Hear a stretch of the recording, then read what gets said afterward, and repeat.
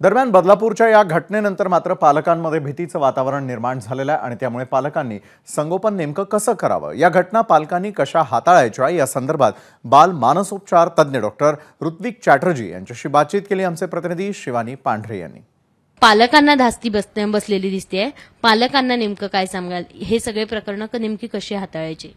पहिला गोष्टी ज्या आहे की ज्या पालकांना आहे तो त्याच्या मुलामुलीसोबत रोज बोलतोय की नाही, कारण आजकाल हा खूप झाला आहे की सगळं बिझी होत आहे, जास्त लोकांच्या सोबत बोलतो नाही आहे, आई वडील जे आहे मुलामुलीसोबत बोलतो नाही आहे।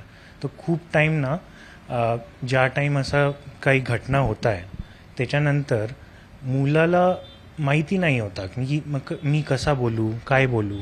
तर मला दिसतं आहे की त्यामध्ये थोडा जास्त चिडचिड पण झालेला आहे किंवा तो जास्त राग दाखवतो, रडतोय, झोपतो नाही आहे।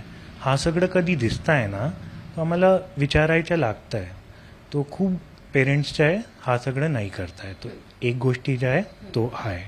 सेकंड गोष्टी ज्या आहे की हा स्थिती स्पेशली बदलापूरमध्ये ज्या झाला होता त्यामध्ये एक मुली 3 वर्षाची होती, एक मुली 4 वर्षाची होती।